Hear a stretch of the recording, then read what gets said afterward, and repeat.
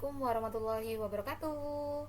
Kali ini kita akan mempelajari mengenai metabolisme. Nah, metabolisme ini merupakan materi bab kedua pada pembelajaran SMA kelas 12. Pada pembelajaran materi bab kedua ini terdiri dari enzim serta bagian metabolisme. Salah satu bagian dari metabolisme adalah part katabolisme. Kali ini kita akan membahas mengenai bagaimanakah sebenarnya salah satu hal yang ajaib yang terjadi di dalam tubuh kita, yaitu bagaimana tubuh kita mampu mengubah makanan untuk menjadi energi untuk segala aktivitas kita sehari-hari. Apa itu contohnya? Seperti berpikir, berolahraga, bergerak. Bahkan saat kita sedang tidak melakukan apapun alias mager, sebenarnya kita juga memerlukan energi.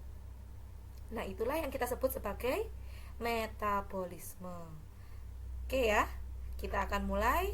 Oleh karena itu, part berikutnya mengenai anabolisme akan saya pecah kepada part berikutnya. Oleh karena itu, subscribe terlebih dahulu.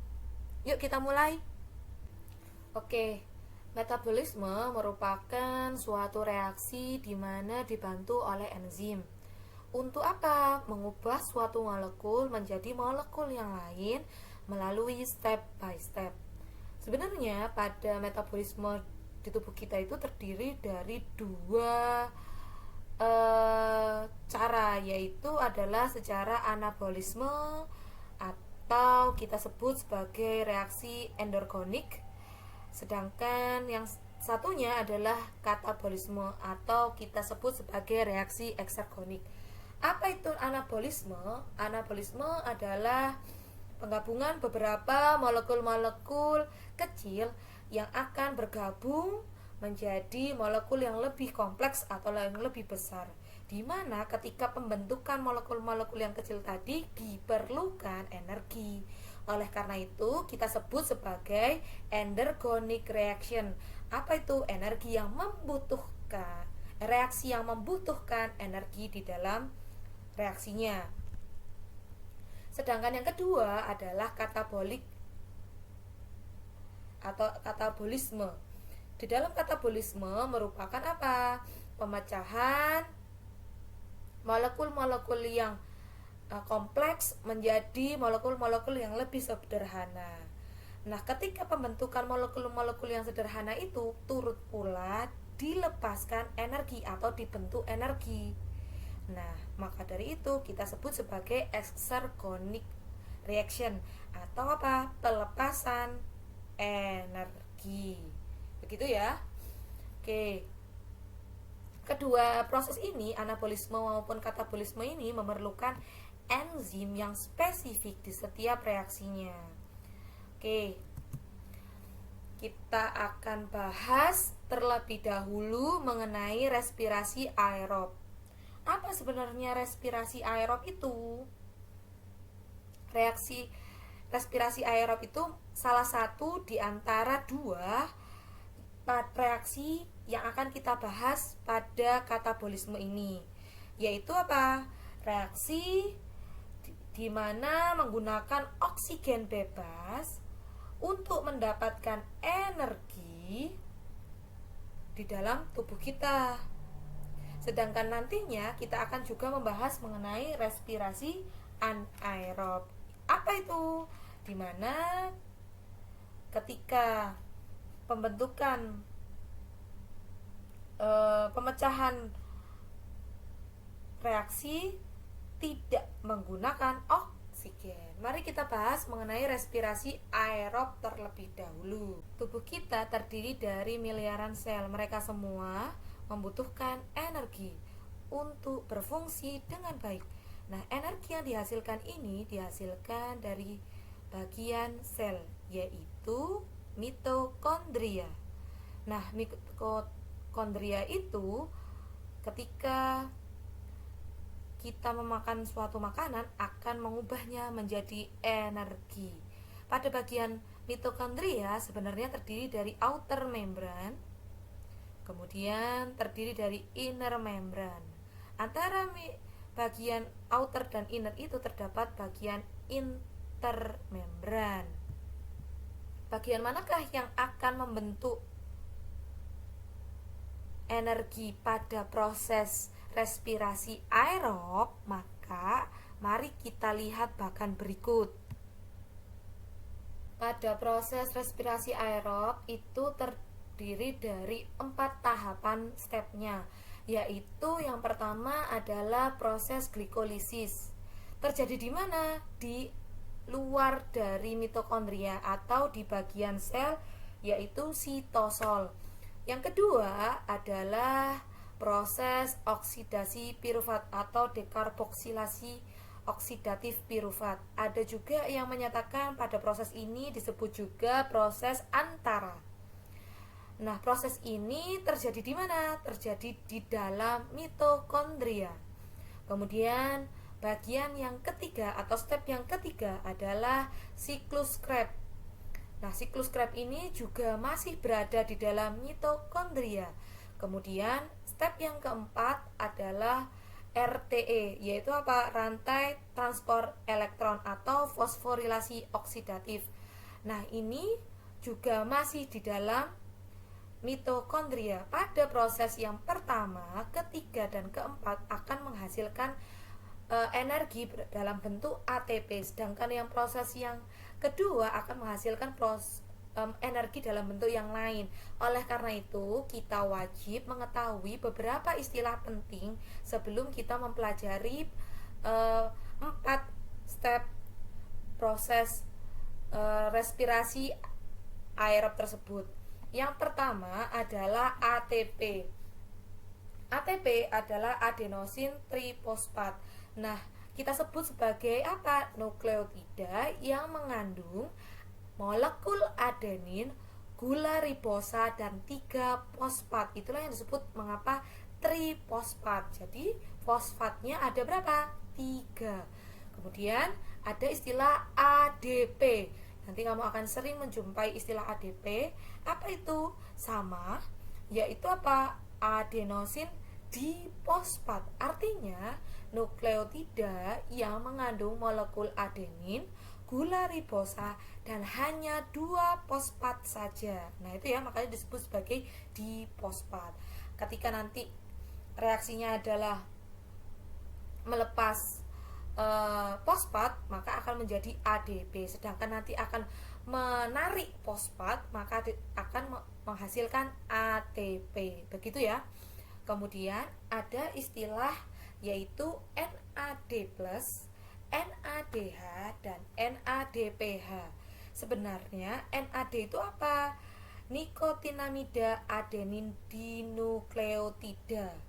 Nah, ketika dalam kondisi plus, maka kondisinya dalam bentuk oksidasi. Jadi apa disimbolkan dalam bentuk plus?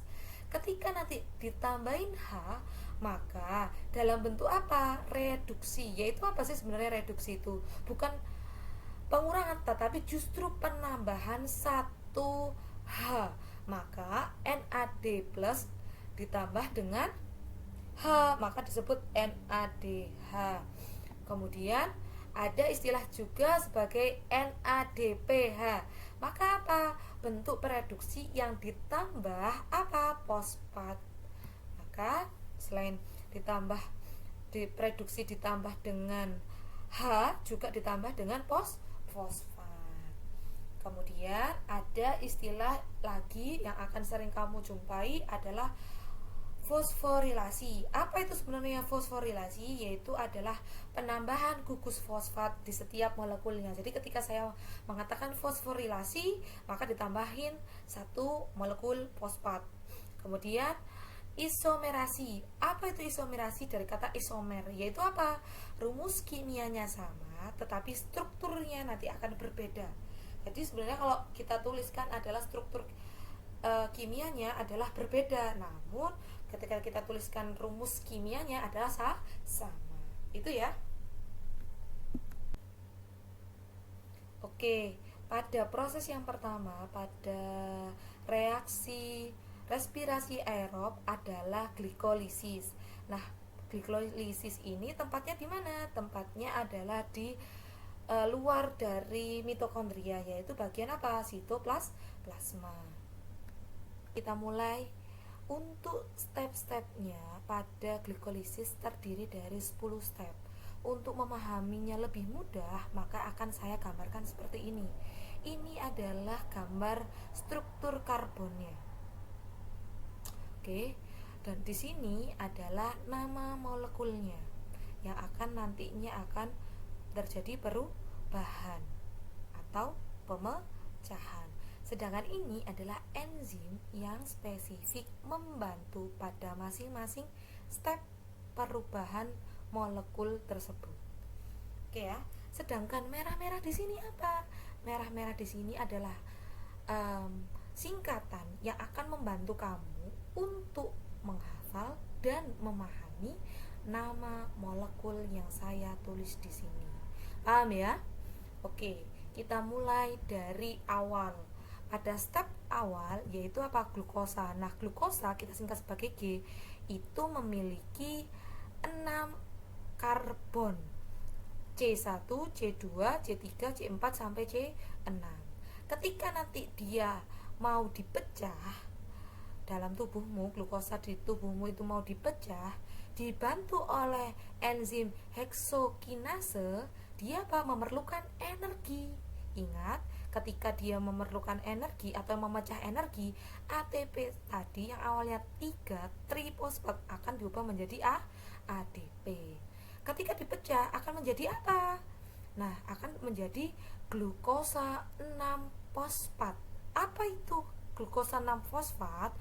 Nah, itu stepnya adalah kita sebut sebagai fosforilasi. Masih ingatkah kamu fosforilasi itu apa?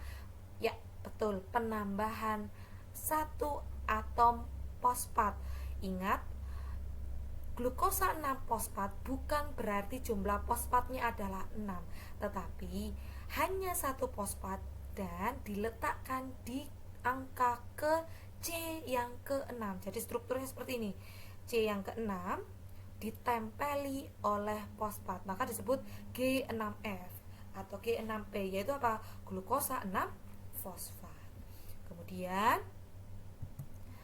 kita lihat bagaimana sih sebenarnya strukturnya 6C itu pada glukosa. Nah, ini ya, karena dia mempunyai 6, maka dia seperti ini bentuknya. Nah, ini tidak usah dihitung karena ini adalah cincin, maka C1-nya di sini C1. Sebentar, saya akan mencari.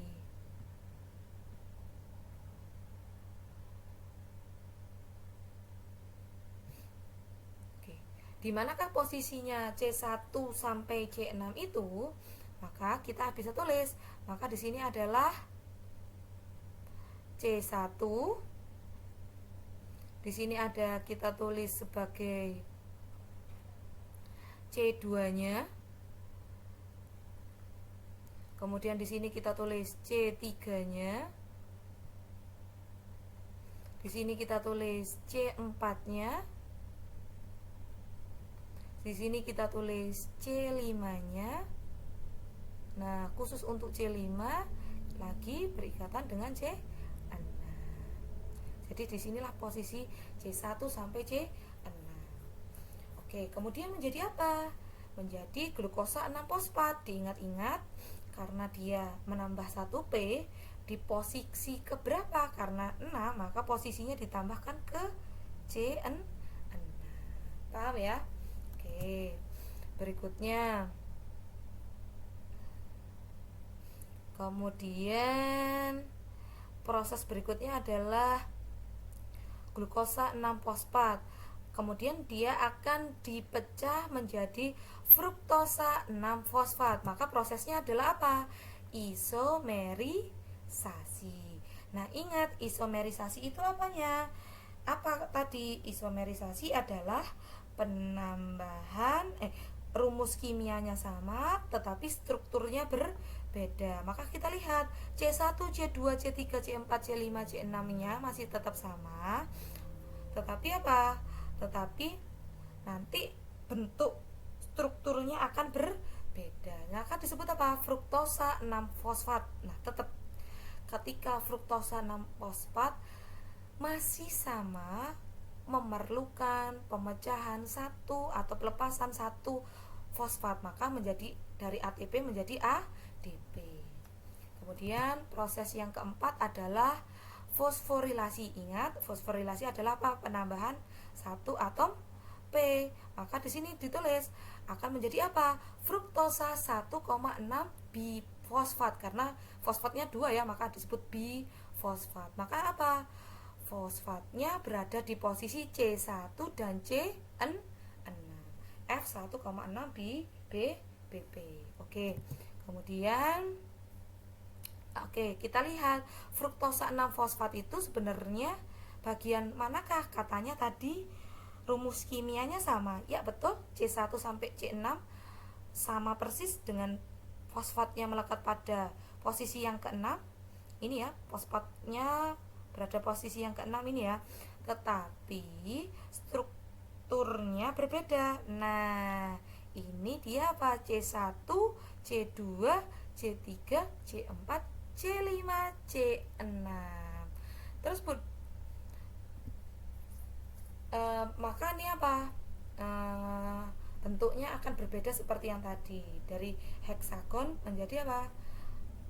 Menjadi bersisi 5. Kemudian fruktosa 1,6 fosfat, ingat fosfatnya berada di posisi ke-1 dan posisi ke-6 seperti pada gambar ya.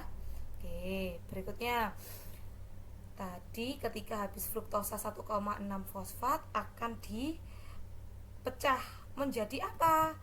Proses berikutnya adalah lisis. Lisis adalah pemecahan. Pemecahan akan menjadi 2 bagian, yaitu apa? C1, C2, C3 diputus bagian tengah. Nah, seperti ini. Maka akan terbentuk apa? 3 atom C ditambah 1 fosfat dan 3 atom C ditambah 1 fosfat. Maka bagian yang sini atau bagian yang kiri akan mendapatkan kita sebut sebagai DHAP. Apa itu? Dihidroksi aseton fosfat. Dan yang bagian kanan kita singkat sebagai G3P. Apa itu, Bu? Gliserol aldehid 3 fosfat atau saya sebut sebagai PGAL. Apa itu? Phosphoglycerol aldehid. Nah, kita singkat seperti itu. Karena ini bagian kiri dan kanan sama, maka biasanya saya akan tulis seperti ini, akan menulis berikutnya akan saya tulis 1 kali. Tetapi karena prosesnya sama, akan saya tambahin angka 2 di depannya. Diingat-ingat ya, karena proses kiri dan kanan sama, maka saya akan tulis 1 kali seperti ini. Kan sama nih pemecahannya, tetapi nanti akan saya tulis energinya atau pemecahannya, dan saya tambahin 2 di bagian depannya. Ingat ya. Oke. Kemudian pada proses yang ke-6, PGAL tadi akan diproses secara oksidasi dan apa? Fosforilasi. Ingat oksidasi tadi apa? Yaitu apa? Ditambahin H di sini ya. Ingat ditambahin H. Aduh, maaf ya tadi saya nyoretnya kepanjangan. Ditambahin H, maka apa? Akan dari NAD plus menjadi apa? NADH. Ingat, karena ini prosesnya 2 kali, maka atau 2 sama kiri dan kanan, maka saya akan tambahin 2 NAD plus menjadi apa? 2 NADH. Menjadi apa? PGAL tadi dipecah menjadi 1,3 bifosfat gliserat atau 1,3 BPG. Apa itu, Bu? Berarti penambahan apa? 1 fosfat di bagian mana, Bu? Di bagian 1, dan tadi sudah punya di bagian 3. Maka apa? Jumlah fosfatnya adalah B, yaitu 2. Kemudian proses yang ke-7 adalah 1,3 bifosfat atau 1,3 BPG akan dipecah menjadi 3 fosfogliserat atau 3 PG. Apa yang terjadi adalah transfer fosfat. Transfer Fosfat apa maksudnya? Nah, ini dia. Tadi kan 2 ADP. Karena dia transfer fosfat, fosfatnya ditransfer dari ADP di fosfat menjadi di sini menjadi trifosfat, transfernya di sini. Jadi jumlahnya berapa fosfatnya? 3 menjadi ADP menjadi ATP. Jadi karena dia transfer fosfat yang di posisi yang pertama kemana? Nah, ke sini, ke bagian ADP menuju ke ATP. Benar. Jadi 3 fosfogliserat atau 3A, 3PG. Kemudian pada proses yang ke-8, 3 fosfat tadi, fosfogliserat tadi, 3 fosfogliserat atau 3PG tadi akan mengalami isomerasi atau kita sebut sebagai relokasi fosfat, yang awalnya fosfatnya di posisi ketiga dipindah atau direlokasi kemana Bu Dila? Ke posisi kedua, maka kita sebut sebagai apa? 2PG, yaitu 2 fosfogliserat. Jadi posisinya saja yang berubah. Kemudian proses yang ke-9 adalah 2 fosfogliserat atau kita singkat menjadi 2PG mengalami dehidrasi, yaitu apa Bu Dila? Pelepasan 2H2O atau air. Kemudian proses berikutnya adalah 2 fosfogliserat akan menjadi fosfoenol pirufat. Apa itu fosfoenol pirufat? Ketika apa? Ketika telah dilepas 2H2O-nya.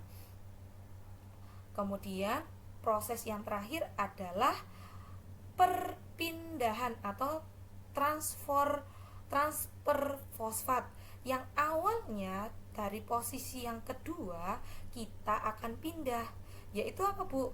Fosfoenol pirufat.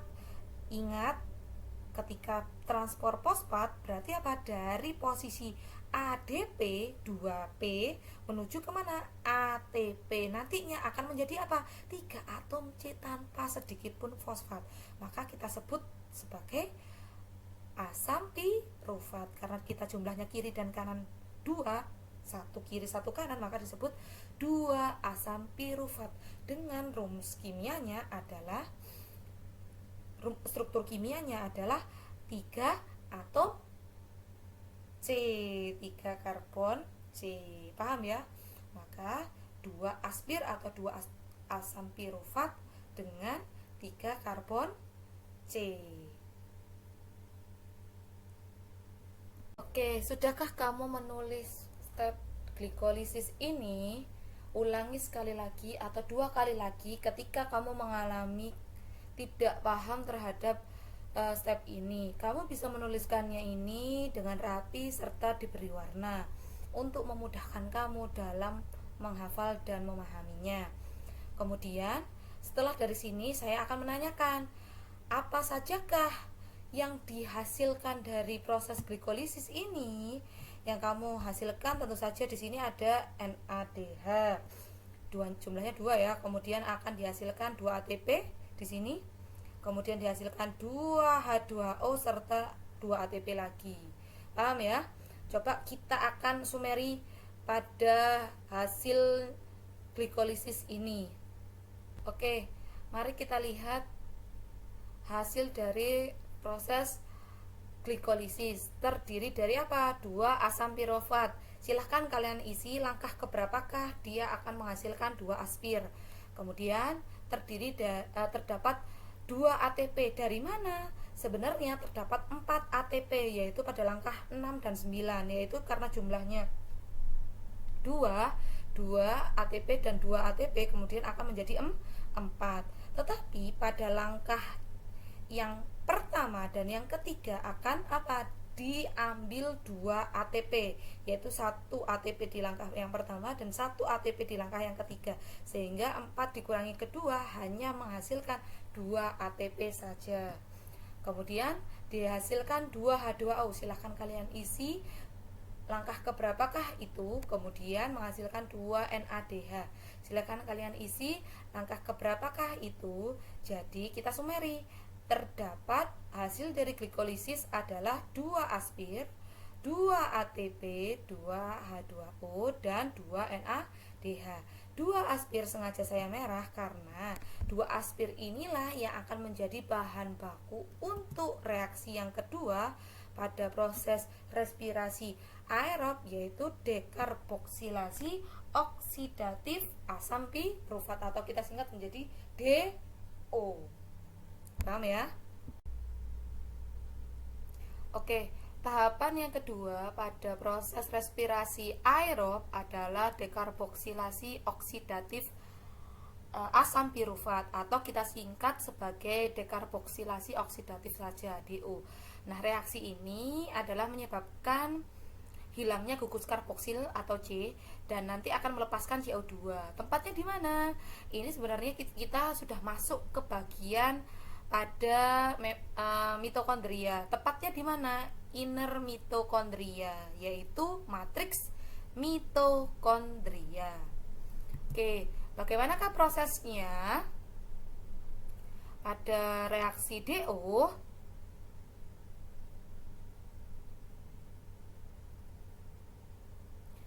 Nah, seperti yang kalian lihat, awalnya adalah bahan bakunya adalah aspir atau asam pirufat, yaitu terdiri dari 3 atom C, C1, C2, dan C3.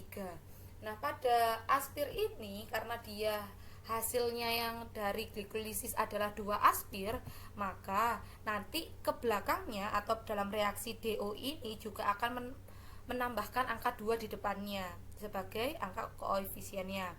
Kemudian ketika 2 aspir ini dari bagian sitoplasma masuk menuju ke matriks mitokondria, maka dia akan melepas apa?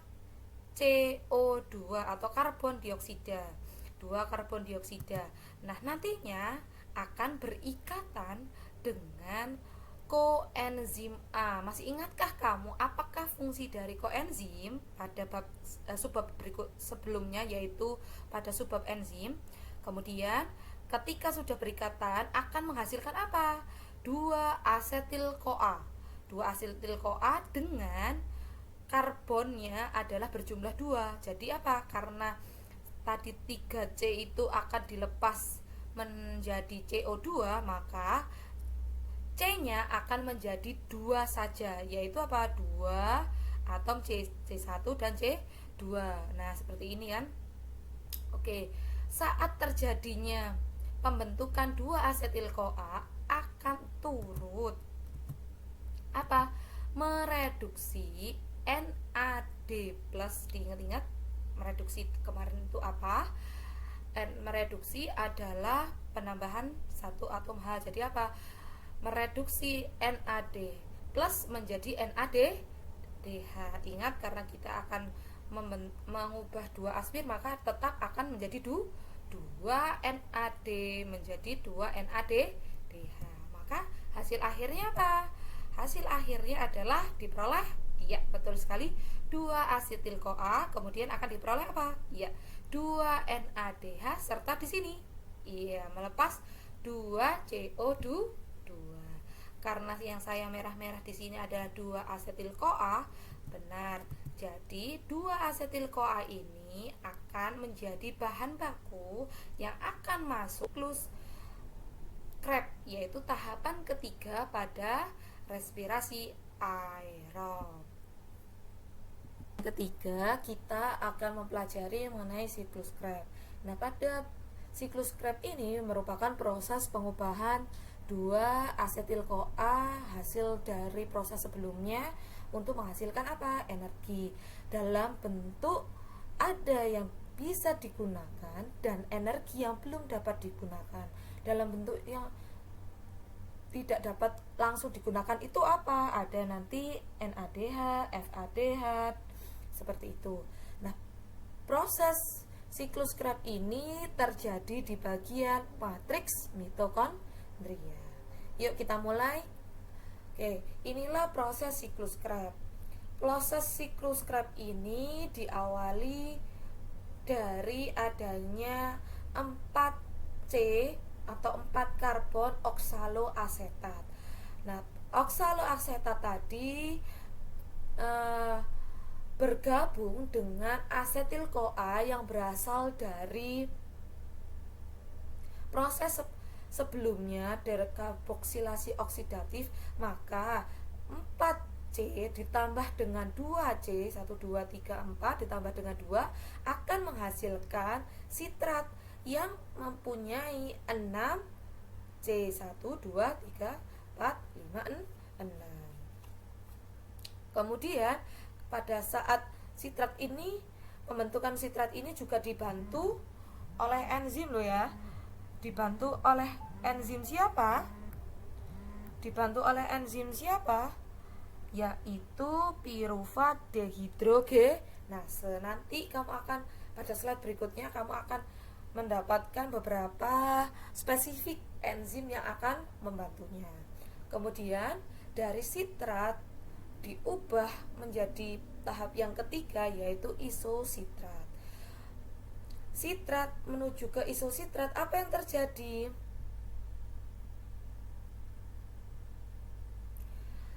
Karbonnya tetap, yaitu 6C, hanya saja terjadi penambahan H2O atau air, tetapi langsung dikeluarkan. Penambahannya di mana? Yaitu di sini. Yaitu penambahannya yaitu ketika ada di C kedua dan ketiga dan keempat. Nah, seperti itu ya. Kemudian ketika isositrat merubah atau berubah menjadi alfa ketoglutarat, terjadi pengurangan C. Yang awalnya 6C menjadi 5C. Kenapa bisa berubah C-nya? Karena terjadi pelepasan C dalam bentuk karbon dioksida.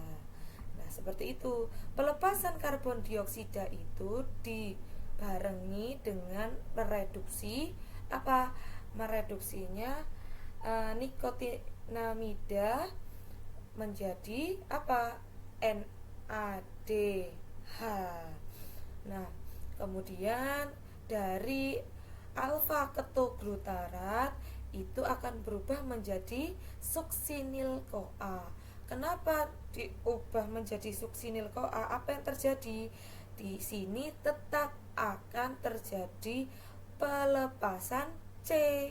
Pelepasan C1C, sehingga yang awalnya dari 5C akan berubah menjadi 4C, yaitu dilepas masih dalam bentuk karbon dioksida.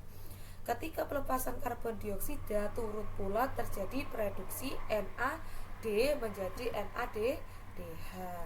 Tetapi di sini turut pula ikut masuk CoA atau ke enzim A, sehingga di sini ya, sehingga kita tulis menjadi suksinil-CoA. Dari 4C proses kelima sampai tahap yang ke-8 sudah tidak terjadi pelepasan karbon dioksida lagi, sehingga tetap 4C. Nah, suksinil-CoA menjadi suksinat. Seperti yang saya katakan tadi, tidak akan terjadi perubahan C karena sudah tidak ada pelepasan karbon dioksida. Apa yang terjadi? Nah, proses kelima menuju ke proses keenam ini akan terjadi ini. Nah, sudah tidak ada koenzim A lagi. Nah, dari suksinil-CoA hanya menjadi suksinat. Nah, kemana CoA-nya ini? Nah, ternyata dilepaskan. Dibantu oleh siapa? Sebenarnya di sini akan ada fosfat anorganik, tetapi saya tidak nulis di sini ya. Fosfat anorganik ini mampu menghilangkan CoA ini tadi. Jadi dilepaskan CoA-nya. Serta fosfat anorganik tadi ikut masuk, yaitu merubah dari GDP guanosin difosfat menuju ke trifosfat. Jadi satu nambah fosfatnya menjadi trifosfat. Nah, untuk beberapa organisme GTP ini berakhir sampai di sini. Jadi dari GDP ke GTP. Tetapi untuk organisme tertentu, misalnya bakteria, GTP ini akan diubah kembali menjadi GDP yang akan diubah menjadi GTP, sehingga hasilnya itu adalah sama antara GTP dan ATP, hanya organismenya saja yang berubah. Jadi tetap ya, tetap apa? Tetap satu yang dihasilkan, yaitu antara GTP atau ATP. Kemudian suksinat menuju ke fumarat, apa yang terjadi?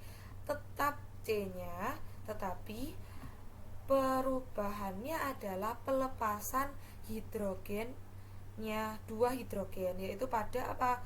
Pada C yang kedua serta C yang ketiga, seperti ini ya. Nah, ini C yang kedua dan C yang ketiga menjadi apa? Menjadi FADH 2. Kemudian ketika sudah dilepas hidrogennya menjadi fumarat, tentu saja nanti akan dibantu oleh enzim loh ya. Siapa enzimnya? Suksinat dehidrogenase. Nah, menjadi fumarat. Ketika fumarat ini akan berubah menjadi malat, C-nya tetap 4, hanya saja penambahan apa? Air, penambahan H2O. Penambahan H2O pada C kedua maupun C ketiga. Penambahan hidrogen ini akan menjadi malat dibantu oleh fumarase. Nah, kemudian malat akan kembali ke oksaloasetat, yaitu terjadi apa? Terjadi reduksi H, sehingga apa? NAD akan diubah menjadi NADH, hanya itu saja, sehingga akan tetap menjadi 4C. Ketika tadi awalnya asetil CoA-nya dari proses DO-nya adalah 2, maka kita akan dapat mengetahui bahwa dia akan berputar 2 kali. Karena saya akan hanya menjelaskan 1 kali, kita cukup menambahkan 2 di setiap langkah, yaitu 2 asetil CoA, kemudian 2 CO2, melepaskan akan membentuk 2 NADH dan sebagainya, seperti ini. Kita cukup menambahkan 2. Dari sini kamu bisa mengetahui bahwa dihasilkan apa saja. Tentu saja dihasilkan yaitu NADH. NADH dihasilkan dalam jumlah berapa? Atau dalam proses apa saja? Ini ya, proses isositrat, kemudian alfa ketoglutarate juga menghasilkan NADH, kemudian oksaloasetat. Ini ya, menghasilkan NADH. Berapa jumlahnya? 2, 6 ya. Oke, berikutnya apa saja yang dihasilkan lagi, yaitu FADH. Nah, ini prosesnya mana ya? Suksinat. Kemudian akan dihasilkan GTP atau ATP. Prosesnya apa? Nah, kamu bisa tahu. Nah, betul, yaitu adalah proses suksinil A menuju suksinil CoA. Kemudian turut pula dilepaskan CO2. Kamu bisa tahu proses apa saja. Oke, dari situ ini spesifik enzimnya ya, kamu bisa mencatat apa saja setiap step by step spesifik enzim yang akan membantunya, sehingga kamu bisa mengetahui bahwa cara kita untuk mudah menghafalnya adalah O6 susufuma, yaitu apa? Oksaloasetat, kemudian ditambah oleh asetil CoA menjadi asam sitrat, kemudian isositrat menjadi ketoglutarat, susu fuma. Nah, susu fuma itu apa? Suksinil, suksinat, fumarat, dan malam. 6C, 5C, dan 4C. Oke, hasil akhirnya gimana? Oke, kamu seperti yang saya tadi katakan, kamu step by stepnya kamu tulis. Terjadi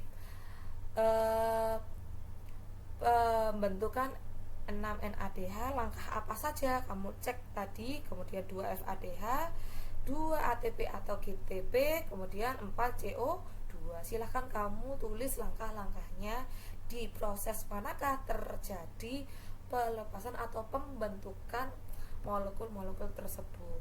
Perlu diketahui bahwa NADH serta FADH nantinya akan ke proses berikutnya, yaitu rantai transport elektron. Sedangkan 2 ATP dan 4 CO2 bisa apa? Bisa ATP-nya bisa digunakan, sedangkan CO2-nya, 4 CO2-nya bisa langsung dikeluarkan saat kita proses pernafasan, karena pernafasan kita itu mengeluarkan apa?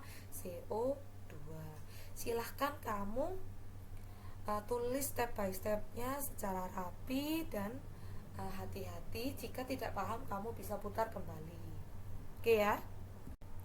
Oke, pada langkah respirasi aerob yang terakhir adalah RTE atau rantai transport elektron. Nah, pada proses ini tujuannya adalah pengubahan energi yang belum dapat digunakan selain ATP, yaitu bisa jadi NADH atau FADH yang dihasilkan dari proses sebelumnya untuk diubah menjadi energi yang dapat digunakan, yaitu apa? ATP. Nah, pada proses RTE ini terdapat pada bagian kristal mitokondria. Oke. Pada mitokondria, yaitu tepatnya pada bagian intermembran, itu terdapat fosfolipid bilayer, yaitu di sini kita sebut sebagai ruang antar membran atau outer layer, di sini disebut sebagai inner layer. Nah, di sini adalah fosfolipid bilayernya, yaitu terdapat bagian yang protein kompleks yang menempel, yaitu apa?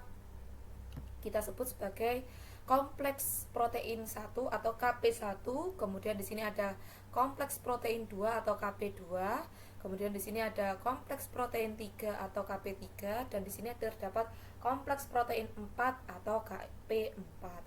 Nah, masing-masing protein itu sebenarnya apa sih? Nah, kita sebut sebagai kompleks protein.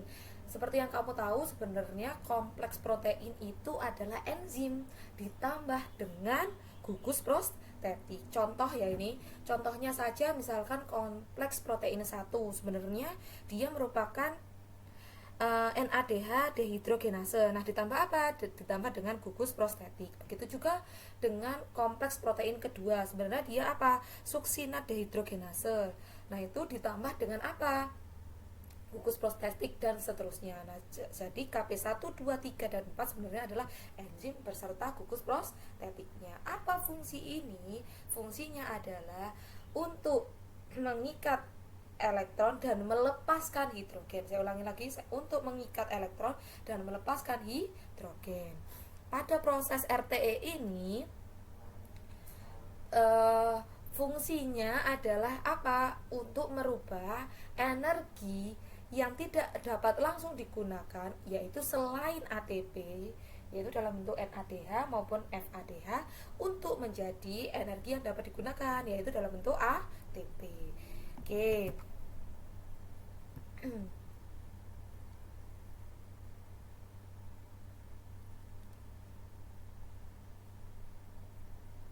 Nah, pada saat terdapat NADH dan FADH hasil dari proses sebelumnya, kita wajib untuk mengubahnya ke dalam bentuk ATP. Kita mulai dari NADH terlebih dahulu ya.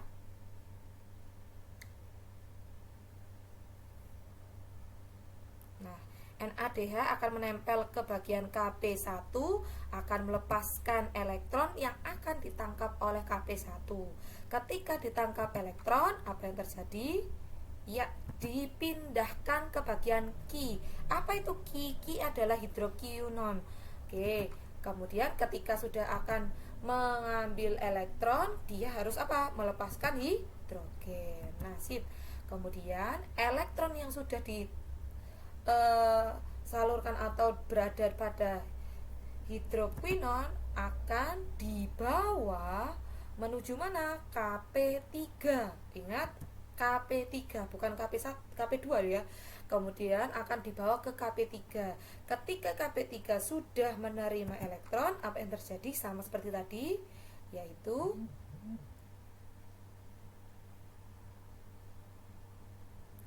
betul, melepaskan hidrogen. Sedangkan satu elektronnya akan dipindah ke sitokrom C.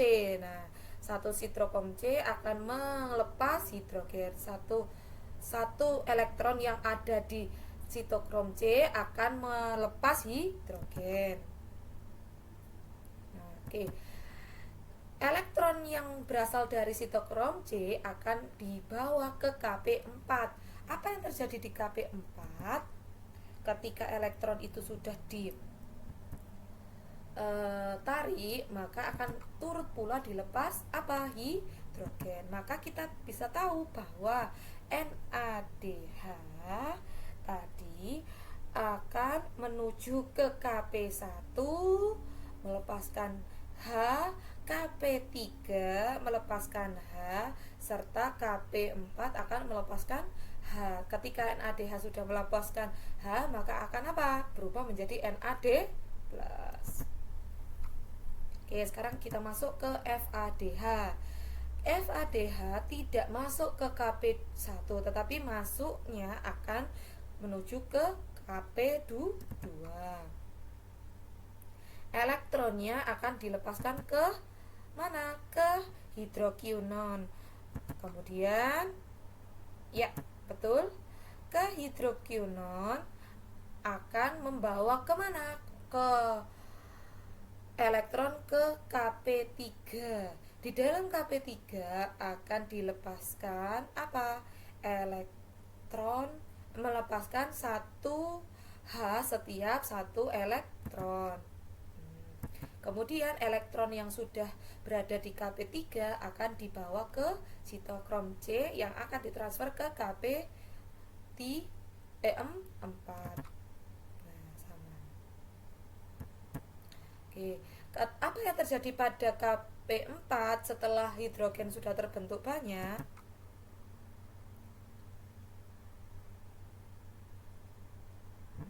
Nah, itu tadi ya. Terjadi apa? Terjadi elektron ditambah dengan oksigen akan berubah menjadi H2O.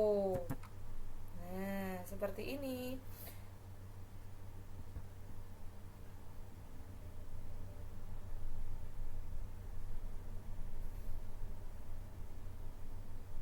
Kemudian pada bagian yang lain, sisi yang lain terdapat ATP sintase atau beberapa buku literasi itu menyebutkan bahwa ini sering disebut sebagai kompleks protein yang kelima atau ATP sintase. Nah, pada ATP sintase ini bertujuan untuk apa? Untuk mensintesis atau membentuk ATP. Membentuk ATP ini atau memfasilitasi pembentukan ATP ini yang berasal dari apa?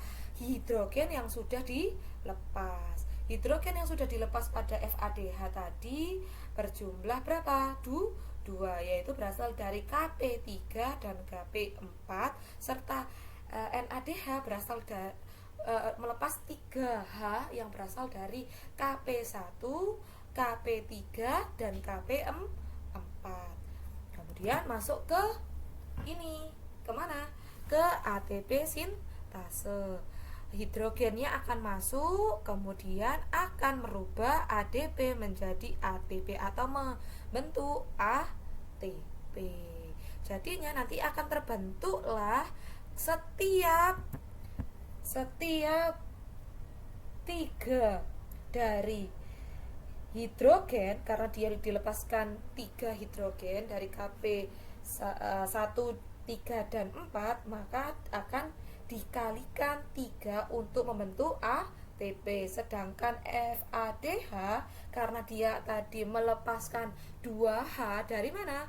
2H itu dari Kp3 dan Kp4, maka akan dikalikan 2.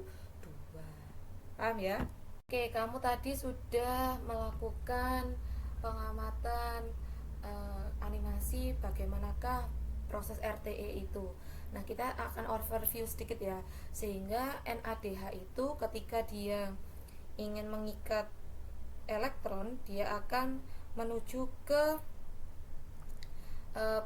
kompleks protein atau protein kompleks 1, dia akan ikut melepaskan hidrogen, kemudian menuju ke elektronnya menuju ke hidroquinone, kemudian menuju ke kompleks protein ketiga yang turut akan melepaskan H, kemudian elektronnya menuju ke sitokrom C, dari sitokrom C elektronnya menuju ke kompleks protein yang keempat. Ketika kompleks protein yang keempat turut untuk bertukar atau melepaskan hidrogen. Nah, hidrogen ini dari kompleks protein yang keempat akan berikatan dengan oksigen, akan membentuk H2O atau air. Pada proses berikutnya, seluruh hidrogen yaitu pada kompleks protein 1, 3, dan 4 ini akan masuk ke ATP sintase. Ini ya, ke ATP sintase ini jumlah hidrogennya 3 akan berikatan dengan ADP untuk membentuk ATP. Jadi kita bisa lihat bahwa ATP yang akan terbentuk dalam satu NADH adalah dikalikan 3 karena akan melepaskan 3 hidrogen. Oke, sedangkan untuk FADH sama, yaitu ketika mengikat elektron menuju ke pK2, dia hanya mentransfer elektron ke hidroquinone, dari hidroquinone ke kompleks protein yang ketiga.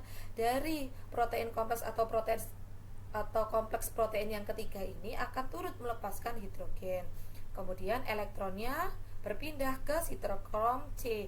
Dari sitokrom C elektronnya berpindah ke mana? Ke bagian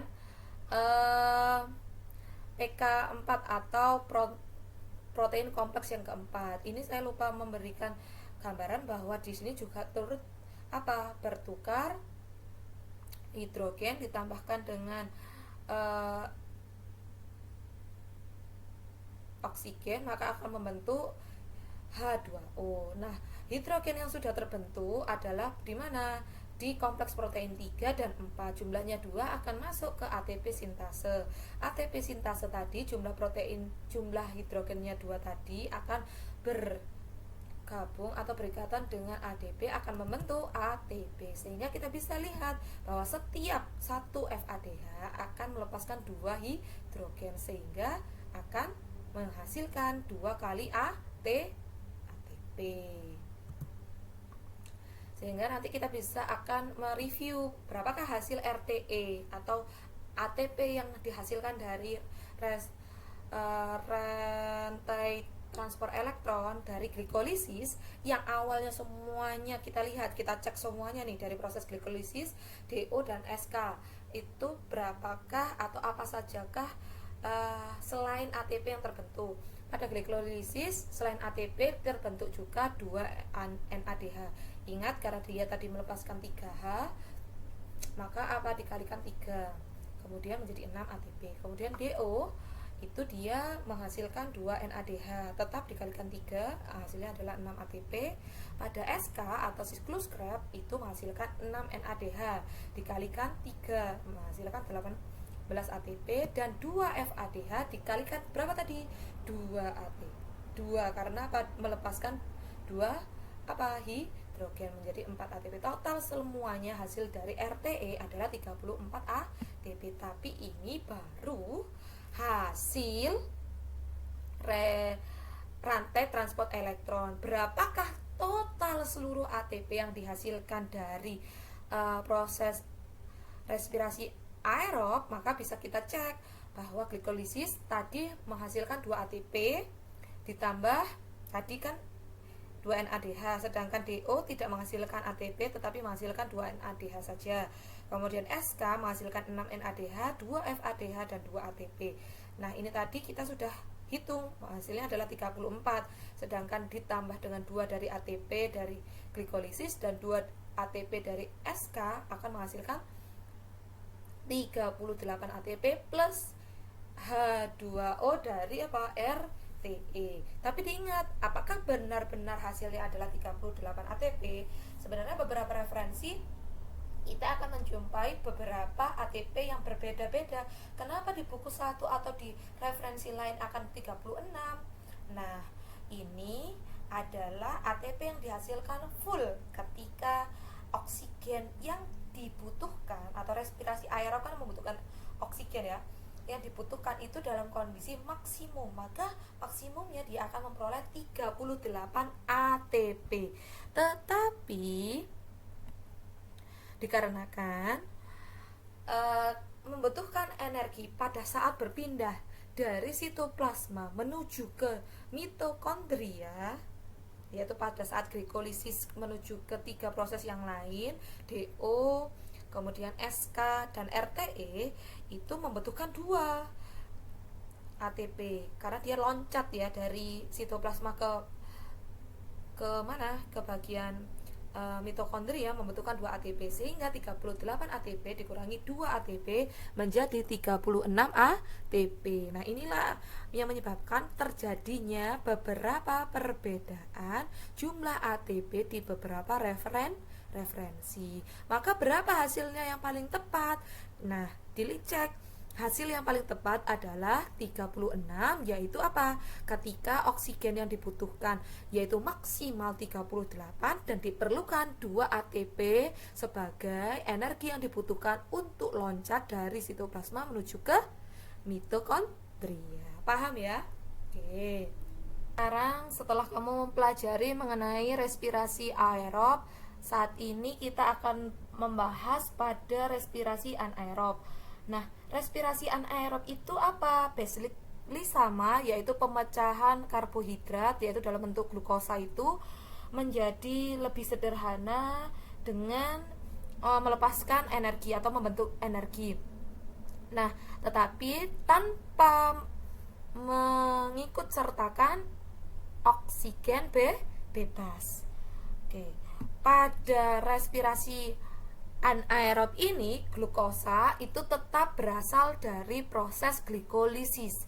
Bedanya apa? Ketika tidak ada oksigen, maka tidak akan berlanjut ke proses DO, tidak akan berlanjut ke proses SK, dan tidak akan berlanjut ke proses RTE.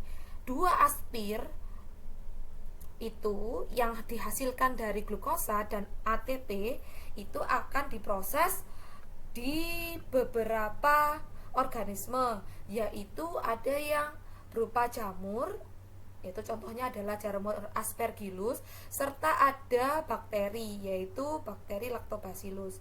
Untuk Aspergillus dan Lactobacillus, yaitu pada jamur dan bakteri, maka akan menghasilkan nantinya hasil akhirnya adalah asam laktat.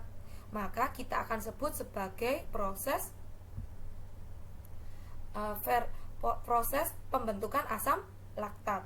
Sedangkan untuk organisme yang lain, yaitu bisa jadi Saccharomyces atau yeast, itu akan menghasilkan apa? Etanol. Ada juga yang menghasilkan etanol dan CO2.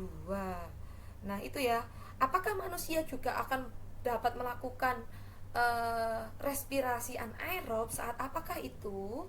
Nah, kita akan membahasnya juga. Oke ya. Oke, kita akan membahas mengenai fermentasi alkohol. Fermentasi alkohol ini bahan bakunya adalah glukosa yang berasal dari proses glikolisis. Nah, pada proses glikolisis itu akan menghasilkan apa? 2 aspir atau 2 piruvat. Nah, Dua aspir atau dua asam pirufat itu turut serta akan menghasilkan 2 ATP sebagai hasil dari proses glikolisis. Nah, ketika telah dihasilkan dua asam pirufat itu terjadi proses dekarboksilasi. Apa itu dekarboksilasi? Yaitu pelepasan gugus karboksil ini ya, pelepasan gugus karboksil akan menjadi atau mengubahnya menjadi apa? 2-asetaldehid. Nah, seperti ini. Dan akan mengeluarkan hasil sampingnya berupa karbon dioksida. Nah, seperti itu. Ketika perubahan dari glukosa ke 2 aspir itu akan melakukan reduksi NAD menjadi NADH, dan saat terjadi pembentukan asetil menuju ke proses selanjutnya yaitu etanol, itu juga apa? Mengubah kembali NADH yang sudah dibentuk akan mengoksidasi kembali menjadi NAD+, sehingga akan menghasilkan apa? Etanol. Perlu diingat bahwa tadi piruvatnya dalam jumlah 2, maka karbon dioksida yang dilepaskan sebagai hasil samping dari proses dekarboksilasi adalah 2, serta akan dihasilkan 2-asetaldehid, serta nanti akan dihasilkan apa? 2 etanol.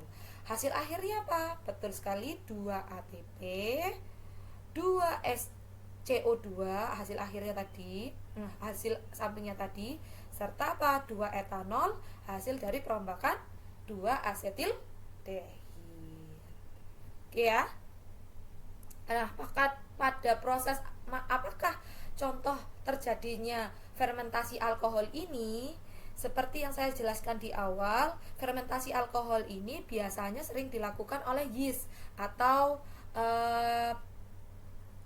ragi. Nah, itu untuk membentuk apa? Biasanya wine.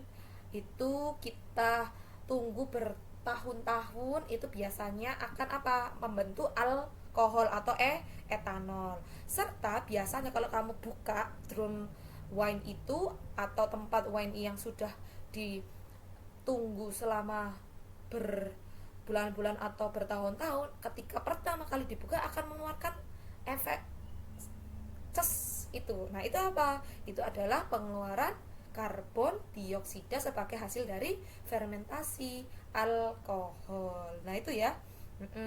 Kemudian selain itu juga akan terjadi pada ragi pada pembentukan dough atau pembentukan adonan pada roti. Ketika roti itu habis diuleni kemudian diberi ragi, itu kan biasanya disimpan dulu tuh, ibu-ibu itu disimpan dulu untuk mengembangkan. Nah, proses itulah yang disebut proses pembentukan fermentasi alkohol. Oke, berikutnya adalah fermentasi laktik asid atau asam laktat. Fermentasi asam laktat itu bahan bakunya masih sama, yaitu glukosa. Glukosa pada saat pembentukan apa? Yaitu glikolisis. Ketika tidak terjadi pengikatan oksigen bebas, maka tidak akan berlanjut pada proses DO, SK, serta RTE. Hasil akhir dari glukosa adalah saat glikolisis adalah ATP, 2 ATP, dan akan diperoleh apa? 2 aspir ya.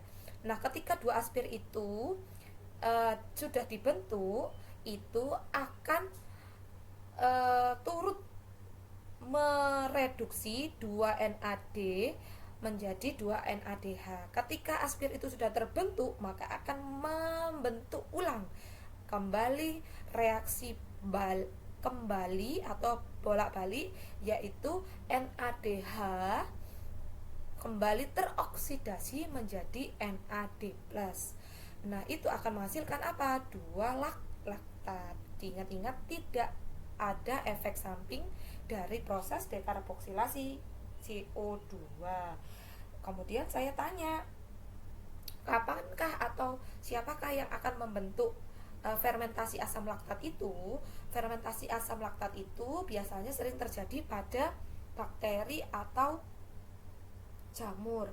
Saat apa biasanya fermentasi asam laktat itu berfungsi untuk mengawetkan makanan? Seperti apa?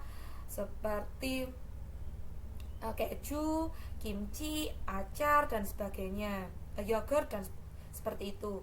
Nah, biasanya bakteri kemudian jamur itu melakukan fermentasi asam laktat itu untuk memperpanjang masa simpan dari makanan tersebut, yang hasilnya bisa kita cirikan. Apa itu? Berasa sedikit asam. Semakin lama fermentasi itu berlangsung, biasanya rasa asam itu akan semakin bertambah.